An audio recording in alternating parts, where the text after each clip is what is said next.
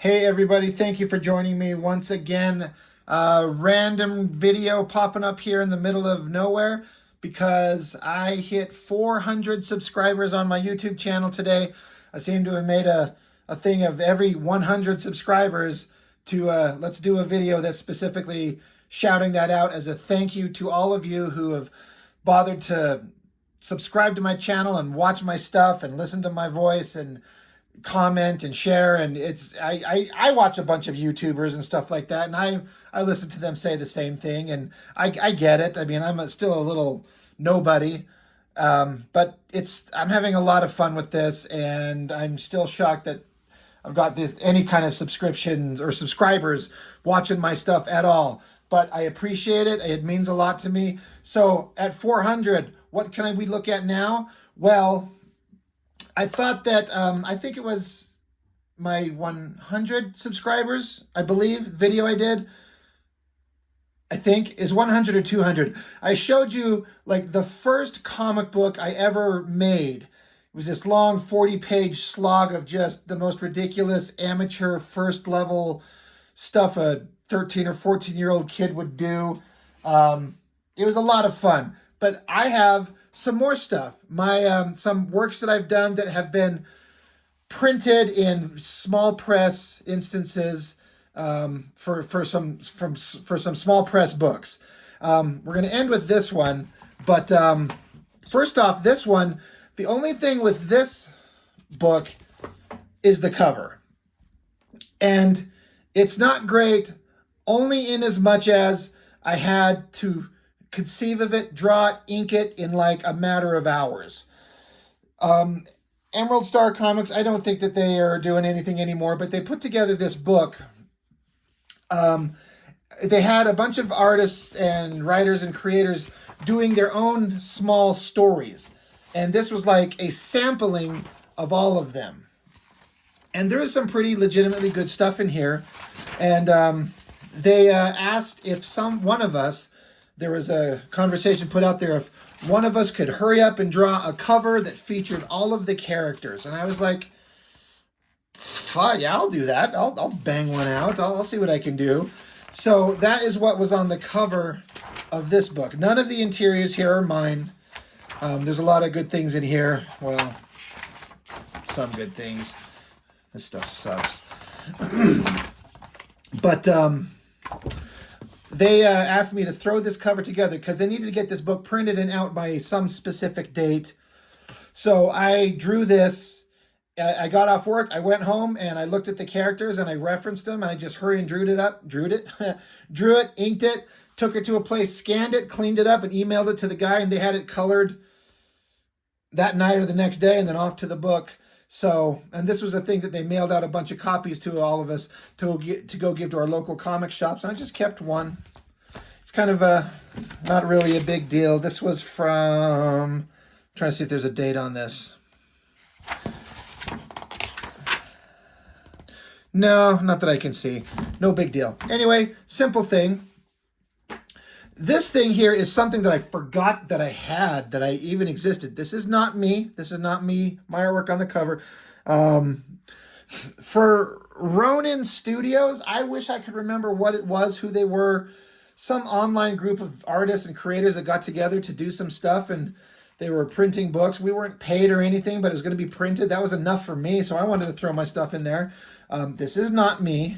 You can see here's a listing of the chapters, and mine is the second one here, and this is from 2007. There's a couple of really good things in here. When these small press guys get together, they can produce some really good work. And this guy, illustrated by Matthew Weldon, never heard of him before or since. I haven't bothered to try and look him up. He might have a internet presence. I don't know. He's really good. He's got a real sense of drawing style and everything like that. But the second chapter, that was me, illustrated by Rob Norton, lettered by Jonathan Parrish, and then created and written by Robert Irving. This was a guy that I kind of interacted with as a writer for a while, and we had these plans to create books together, and I think he just disappeared off the face of the planet, I think, which happens in the creative comic world all the time. You make connections with somebody, and they just vanish. Anyway, This first story, I mean, again, this is not me, but it deserves a look at. Pretty good artwork, whatever's going on. I mean, I've read the story, but it's been so long, I don't remember. But this guy's art's pretty goddamn good. It's a shame that my shit's in here. Because, again, this is from 2007.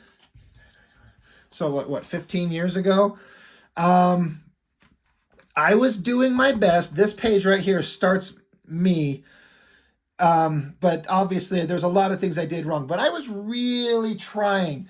Like, I was doing an establishing shot. I was trying to do some, like, shadows on the wall cast through the window. I fucked it up. I was also trying to just, like, eat up space and not have to draw things. It was really stupid of me there. I really didn't know what I was doing. But I had to draw this, like, dilapidated room. So I got a window and, you know, curtains blowing, a door, a nasty old bed, a guy sleeping on it. There's junk and garbage all over the floor. He wakes up. The text is all speaking, and you're supposed to believe that you're hearing his inner thoughts, but I'm going to spoil the whole story because we're not wanting to dwell on it for too long. Is that it's basically the gun speaking. Not like it's conscious or it's possessed, but it's like it's what a gun can be and can do, and the violence that it can bring, or the good, the bad, you know, ups and downs. It's basically from the gun's perspective. The gun was hard to do because I didn't really have one to reference at the time, so I was really faking it. But again, I was trying to do good shadows and anatomy, and I did this high angle and trying to get, you know, perspective lines to get the guy in shot there. You know, it's not the worst thing I've ever done, but it's okay. And then again, I'm trying to do crowded city shots, guys in regular jackets and clothes, alleyways, dramatic lighting. You know, it's a lot easier when you're doing like a fantasy comic of muscly heroes in a forest or a castle or mountains and rocks. But when you have to draw real people in a city or have them walk into a strip club and fail miserably with everything you do in this panel, it sucks, it sucks, it sucks. Like even this panel, I was trying to draw a guy taking a drink of a shot glass. So this is supposed to be his mouth, and that's the shot glass. And it's hard to do, and I don't think I did very well at all. Like this was a hard page, and draw all these scummy bad guys. I was trying to give them some gestures with their hands and trying to give it something. Like I said, I forgot that I did this until I dug it out like a month ago. I'm like, holy shit, I forgot that I did this thing. Holy crap. Again, another guy, or the same guy, is in a bar. So I'm trying to fill it with like backgrounds and tables and people laughing and panels telling story. And this guy has to go on an assassination job. So then I got a picture of a house and drew an actual home instead of just faking it. And the guy goes in there, he assassinates somebody, he's running out. I don't know why I drew such a distorted, weird looking face. But that kind of sucks. The guy takes off and jumps over a fence, and he's eventually caught by the cops, or he's being tracked down by the cops, and he takes his gun and he discards it. For all the things I do that I don't like, and it's kind of sucked. I say this a lot in other artist things. The smaller panels sometimes work. I kind of like the drawing-ish, sort of-ish on the small guy there, but he discards the gun. He gets rid of it. He tosses it. I kind of don't mind that shot of him just letting go, just tossing it away. But he gets caught by the cops and goes to jail, and then the story is that eventually the same gun that he dropped off, it was in basically a park, and some kid finds it. Now the kid has the gun, and where does it go from there? So anyway, that was my story in there. It's old. I mean, I was trying. I honestly don't remember what these next ones were. I mean, this guy's pretty good. It's you know, it all looks like indie comic book stuff. I don't remember this story at all. But that's okay. We don't have to remember them all. I do, now that I see it at a glance. I remember this last one. Let's see. Who did the creative honors on this? Created and written by Raphael Wambier and illustrated and lettered by Cuber A. Aruda. Anyway, basically the text is this dude is trying to get in with this crowd of people. They bring him to a place. They're all hanging out. There's a pentagram on the ground. I think they're supposed to be like devil worshippers or something like that. So there's like a, you know, the the five-pointed star on the ground. They're all cheering him on. There's evil looks on their faces. This guy does some drugs, right? So he gets high, and then they take him into this this building that's there. So he's basically trying to get initiated into this group of people. Dark, scary shit. And inside this building, there's a naked girl just waiting for him. He's like, is this a ritual? I don't know. I don't care. He's kind of like, because again, he's high. He's drugged up. She's like, she's so beautiful. And he touches her body. It's like she has cold feet. Her skin was pale. Her nipples were hard. Her lipstick was purple. She didn't say a word. She wasn't scared. Her eyes were green. So part of the initiation is to show up, do some drugs, and go in and bang a hot girl. I mean, okay, sign me up. She was great, though I can't remember very well because, again, he was high. But then you see at the bottom of this panel that he didn't notice there's an open coffin. And after many weeks tormenting, he finally gave up and told me, his buddy told me that she was only a hooker, lots of white makeup and ice. It can do wonders, you know. So this guy, they showed him up, had him show up, they tricked him, got him high on drugs, and kept a dead body on ice and had him go in while he was high and just bang a dead body. And the guy ends up shooting himself. That's kind of a fucked up story, if we can be completely honest, right? It's kind of interesting, but it's pretty fucked up. I remember reading that and going, wow, okay. Some dark stuff, good times. Anyway, that was a fun little thing that I had a part in. This guy right here, much more interesting to me, because again, if you watch my videos and you saw that one that I did where I went over my own comic book that I created a long time ago with my own characters, and there was a character, Tiger, spelled with a Y, and White Shadow. That's who these guys are here, but not in the ridiculous designs that I had in that other book. I tried to update them for a modern look because this book, Small Press Heroes, let's see, it doesn't show. We'll get into the insides of what this is. But I basically redid their designs. And this third guy over here, he wasn't in that original comic that I did, but he's another one of these are my three original characters. It's Tiger, White Shadow, and Warclaw are their names.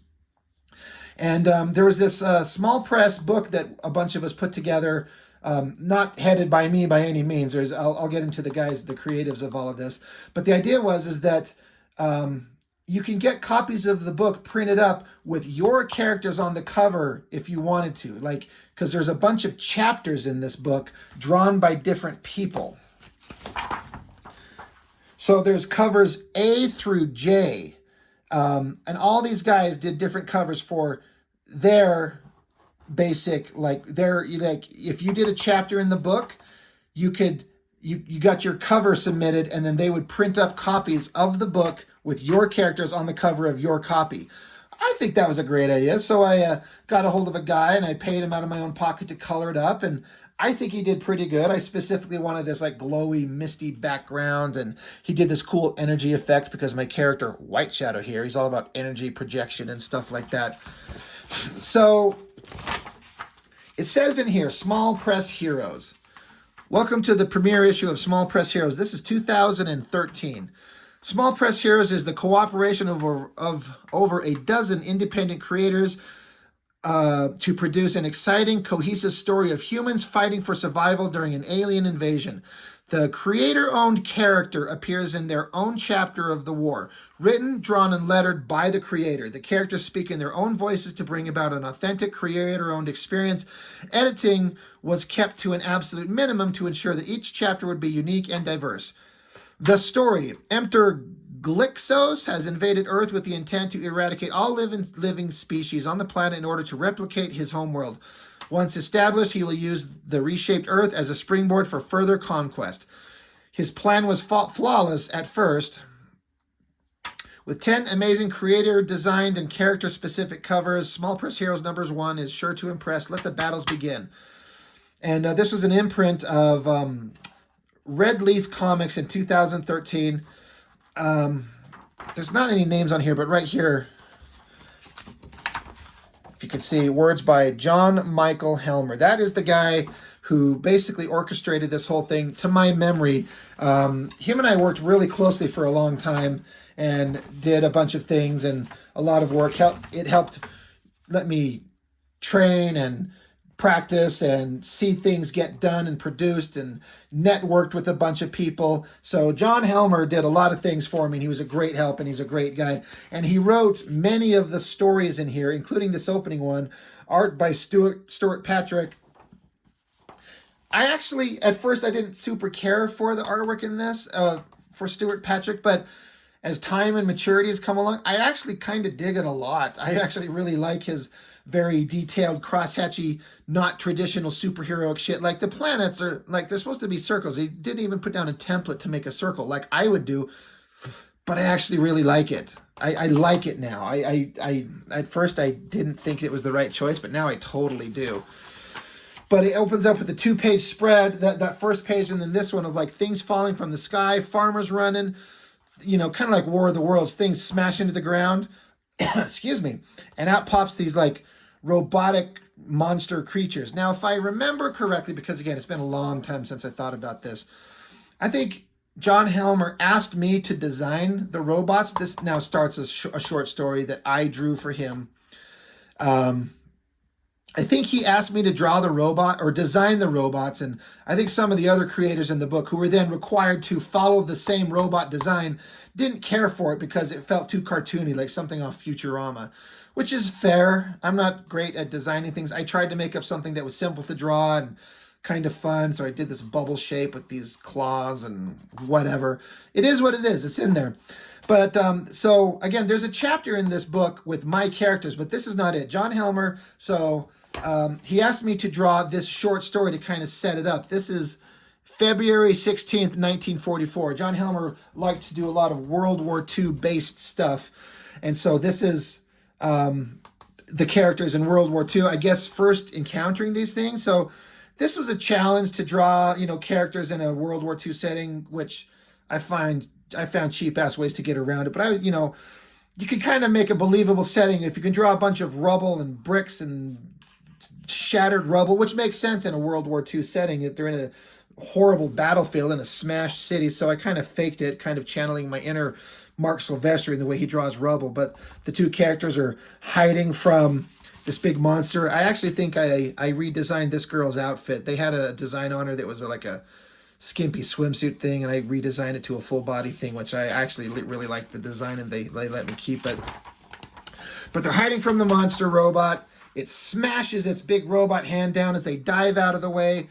The soldier here, the main hero, he machine guns it, bounces bullets off of it, doesn't do anything. So the girl, she throws a grenade, blows up right next to it. I'm trying to see if I can't get this a little closer just to see some of the details. They got like weird alien text. I think that's funny. The robot not affected by it. This is storytelling failing on my part, but also they asked me to do 1, 2, 3, 4, 5, 6, 7, 9 panels on a page. So it's kind of hard to get a lot of good storytelling and establishing shots when you have 9 panels on a page. But basically the robot is chasing him as they run to this old building with a bell tower. And as the robot kind of scampers after them and corners them up against it, it blasts, they dive out of the way, and the bell tower shatters and falls on top of the robot and smashes it. It's a lot of storytelling. I mean, there's only 4 panels here. We should have spread some of the panels onto this side to spread the story out. It was complicated, and I'm not a great artist, especially at this time, so I did the best I could do. Yeah, I guess you can kind of read what happens. But anyway, they're standing over the rubble going, holy shit, what the hell is all that nonsense? And then I really was going for it on this last page because it's a big punctuating awesome shot of like a energy portal opening. I was trying to draw a sexy girl and a big close-up of his face with all this detailing and cross-hatching. I'm trying to channel my Image Comics wannabe self, and then a character appearing in the energy portal saying basically, you know, come with me if you want to live. We need to go to the future. You have to help in the future. Now we get into the book where it's creators, story art, letters by Stuart Patrick. These are his characters, and they have to engage with the alien monsters. It's now not in World War II anymore, but in modern day. And again, I kind of dig this guy's artwork now. I wasn't exactly on board at first, but I kind of dig it. I'm really into it. But this badass villain, this character of his, he shows up and giant guns and machine guns it to death, blows it away. I'm not going to get into the stories too much. It's fun. And again, to see these other artists draw this robot design that I come up with. And he added some variations on it that I actually really like. There was a funny thing is because the robot itself, they have these little alien creatures crawling out of it, and he gets down up close to it, and there's some words talking, but he just pow blasts it, shoots it right in the head. It's dead. This next one, I gotta be honest that these guys, you have to be objective and look at your work and realize that you got to do so. It's so faded and kind of hard to read, and it's like somebody I think was doing early digital artwork and probably thought all that the visual things that they could do with this computer. It's a blurry, unfocused mess that you can't tell what the fuck you're looking at, except there's kind of a guy here and some kind of shape. Now, because we know it's an alien robot thing, and I'm no disrespect meant to story and artwork by T. Souza, but it needed some refinement. And again, this is a long time ago, so maybe he's even better. Then you get this last page. You tell me what's going on there. I can't make heads or tail of it at all. It's just a mess. You have to be able to look at your stuff objectively and go, I fucked up.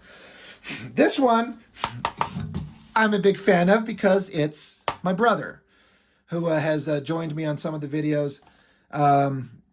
Again, the idea is that your own individual heroes have to engage with the invading robots and basically do whatever you want. So my brother's character, he's got this badass like bounty hunter guy. His name's Kyle Seals. So the story is Kyle Seals in My Buddy the Alien. So he shows up on a bike. The alien's throwing cars around. And the story's kind of funny because my brother likes to write with a sense of humor. And I think he does there's some pretty funny stuff. But he charges in on his motorcycle in the story here. But then it cuts to... Yeah, he says, I knew that if I wasn't able to put an end to its reign of destruction, dozens, if not hundreds of people could die. Then it cuts to him. He's at a bar. He's like, and I totally did. You should have seen it. It was probably the most epic battle of all time, and you missed it. So my brother, being funny, he's like, his character is going to engage with the robot, and he charges at him, and he just cuts to, it's over. The battle's done. You don't get to see it. He's just telling a friend about it. He's like, you totally should have been there. And so the person on the phone, this girl that he interacts with all the time, Bliss, she's like, where are you now? He's like, I stopped in for some lunch. I figured I earned it. And so she says, you know, are there more of those things around, right? And he's like, yeah, but White Shadow and his amazing friends are out there. They can probably handle it. And so it's just funny that his buddy went and did some awesome battle. You don't get to see it, but then his other buddies are still out there fighting these monsters. And he's just like, I don't care. I'm going to have a beer. But you see one of these robot machines pops open its hatch and one of the little alien creatures comes crawling out. And he goes up basically to the doors of the bar itself and kicks them open. Now what's funny is that if you see the text of the alien speaking, it's some kind of alien language. I actually kind of forgot about this, and now I feel obligated to explain it. So bear with me while I grab a piece of blank paper. Oh, God.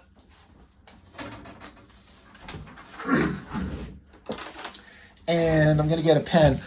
One time, a long time ago in high school, I was bored in some class, and so I joked that I created my own language. I actually did not create a language. I just encoded the alphabet. And so, like, the letter A, you know, for real, I just made it look like that. Not very unique, right? But B, C, D,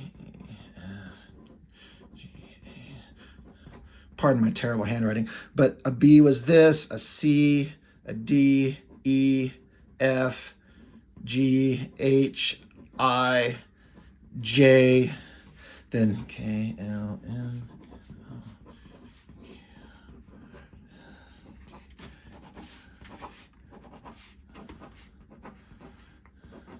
So a K was like this, L was that, M, N, O, P, Q, R, T, U, V, W, X, Y, and Z. So these ones were my just encoding the alphabet so I could write phrases out, or I could write entire things out. Like my name, you know, is, that's Robert Norton. So I've never shown this to anybody except a couple of friends. So I was able to encode, like I said, encoded the alphabet. Why in the fuck am I wasting your time showing you that? Because my brother, he knows about it. And so he has the alien saying stuff in this alien speak. So it says, the alien, it says, there you are, human scum. And he's on the phone. He's like, I gotta go. And he says, hey there, little buddy. Sorry. Jesus Christ. It's a little small and faded. I'm trying to like translate it because as much as I can recite the letters, sometimes I have to like figure out what the hell is he have saying. He's saying, shut your mouth. I am not happy. What is he saying? Jerk. All right. The alien is saying, right. He says, shut your mouth. I am not happy, jerk. So he's laughing. And then the alien is trying to crawl up in this chair next to him. And the alien saying, your chair technology is horrible, which I just think is funny. So then Kyle still looks at the alien. He's like, what's up? And then the alien points like a laser device and it says, die, asshole. And so Kyle Seals, he kicks over a drink to him. He's like, well, before you kill me, try this first. And the alien's like, huh? So he grabs onto it. I love the energy. This whap. The guy chugs it and he says, wow, that's good. So in the story where there's a lot of people doing serious stories of their heroes fighting aliens, my brother, John, the genius, he's like, I'm just going to have my character interact with one of the aliens in a bar and throw in some dialogue that like two people on the planet can read. So then the alien, he's, you know, the alien's going to kill him. So he's like, he kind of like, well, have a beer first before you kill me. And he's like, oh, that's good. Boom, blows his fucking head off. I'm sorry, but it doesn't kill him because he's running away yelling, yipe, yipe, yipe. So they tosses down some money and says, sorry about the mess. Guess it's time to get back to work. And then you got the girl at the bar and the alien, he's getting his beer again, but he snuck in and he's saying, can you translate that? What the fuck? As the guy walks out. The end. I forgot that he did that. I thought it was so great when I read it. It's so funny because it's a different spin. I've said before about my brother's work. We both draw, but I think he's the better writer. And I think that was just funny. Anyway, more other guys telling some stories there. This was all fine. A lot of dialogue. We're not going to get into that. Another guy, art and letters, Eric Duthit. Words by John Michael Helmer. Hot girl fighting or squaring off against an alien robot. God, I can't get a handle on the pages here. Anyway, just, kind of they're fighting. All kinds of fun stuff going on. Anyway, that's that. So then starts my pages here. And again, this is my character, Tiger, spelled with a Y. And again, if you saw my video where I showed you, we went through all kinds of various versions. He had long hair. He was basically built like the Punisher with long hair, and he had Wolverine's claws. Obviously, I omitted all of that. I changed the character around. He's more of like an intellectual guy that doesn't like to fight. He's actually incredibly smart, but he's also trained, of course, as like a ninja, because of course he's got to have a sword. He had a sword in my first iteration of him as a teenager, so I'm like, well, I got to keep that one design element. So he's got a sword, faces off against the robots. I also changed his name. I'm trying to remember. Oh yeah, I think in the first book I named him. His name was Robert, like me, but I changed his name. It's Malcolm Roberts. Malcolm is the middle name of my own son, and Roberts I just kept his last name like my first name, just to kind of keep that connection. Anyway, he gets out there. People are running scared. I even did like a stupid like that center fucker right there. I kind of that's sort of vaguely looks like me. Fat guy with glasses and a beard. How original. He draws comics. Oh my god, who would have guessed? Anyway, my guy jumps in there, big robots. He chops one of the arms off. He's like the least effective because he's not very powerful. He's just a guy with the sword. So we got one page with my guy Tiger. Then we could jump over to a page with my guy Warclaw. He was supposed to be part of a trio of cybernetically enhanced guys. There was Warclaw, Warbird, and Warchild. And I changed his design around a lot, but the basic concept is the same. He's got robotic arms and legs. Warbird had like robotic archangel type wings. Basically they replaced his spine, and so he could control things through his spine, and they put wings on the other guy. And then War Child, they just did experimentations on his brain, so he's incredibly smart. That's my whole teenage concept, but it was fun to kind of redesign him, give him a bunch of guns and shooting at aliens. Oh, I put Wolverine type claws on him because fuck yeah I am. And then White Shadow, he's basically the same guy, just a superhero with energy projection powers. Like he can create laser blasts and force shields. Nothing really unique about him, but you know, I figured I'd never get a chance to use my own stupid original characters as an early teenager anywhere, ever. Why not throw them in this book? It's the one and only time I've ever done anything with them sort of seriously since I created them as a small kid. And, you know, I was going for it. I was doing the best I could. It's not bad. I don't hate it. And then the heroes are kind of standing there amidst the rubble, thinking about, oh, the battle continues. What will the future hold? Blah, blah, blah. Not very interesting, especially when I think about the funny story my brother did. So just to finish out the book, since we're here, Quanta, this character, some kind of cartoony, whimsical artwork. It's fun. Fighting the aliens again. Enter Sword Star. Story and art by Paul Berry, lettering Micah Myers. Another badass guy fighting the monster robots. And then we get to a point here where I guess the heroes all collectively gather together, and like we found like the hive, the alien mothership, something to that. So we all have to get together. And this is where they let me do another thing. Unfortunately, it kind of got screwed up in the printing. It's a giant double page spread of everyone fighting together.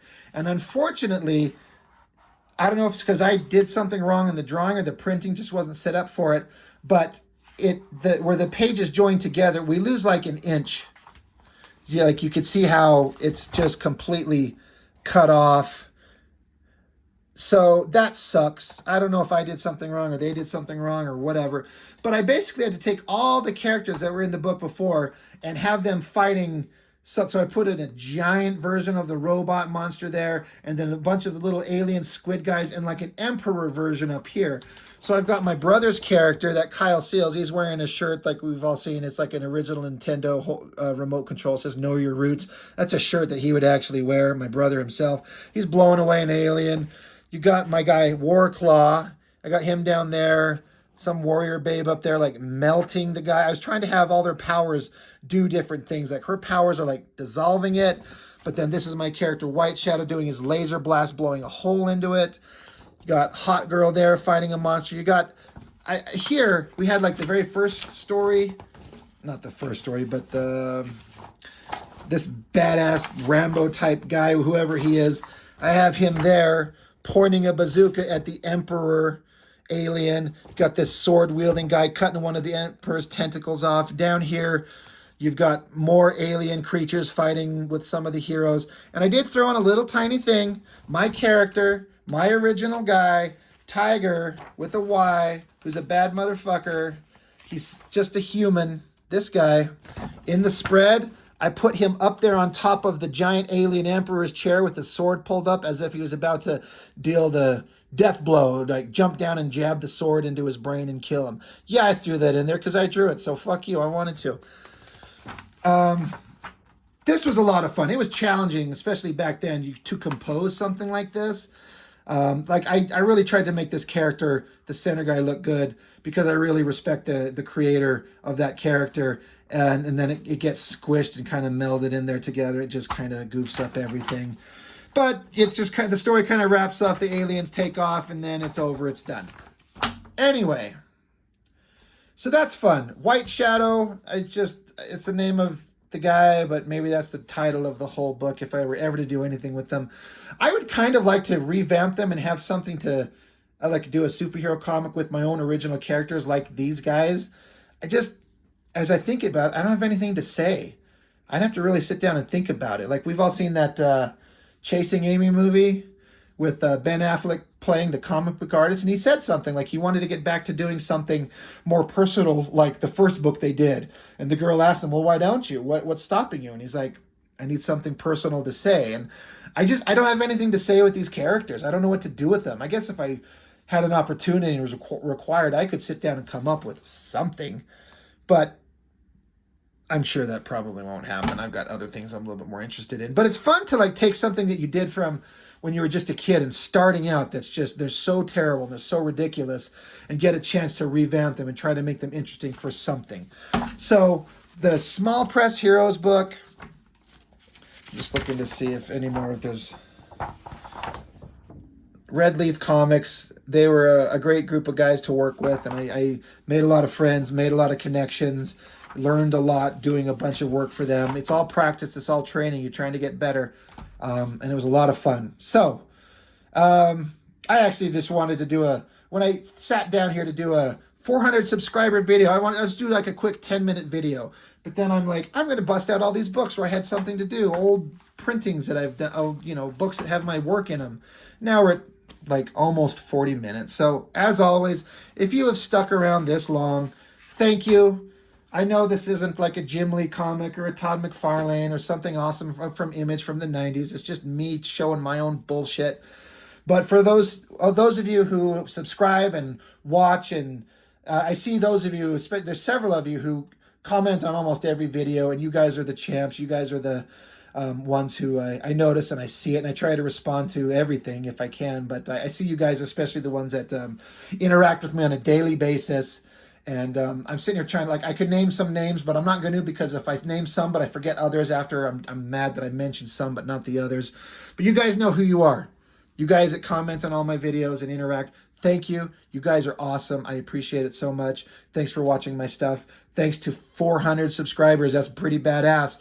I mean, I don't know what the hell I'm going to do when I hit 1,000.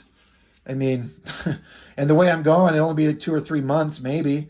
Who knows? Who knows? We won't worry about that. I just like to sit down, pop open some comic books, and just have it like conversational. Let's just sit down and pop it open and talk like we're buddies talking about books that we like or shit we don't like, but we're just talking about it. So anyway, thank you guys. I appreciate it, and I will see you on the next one.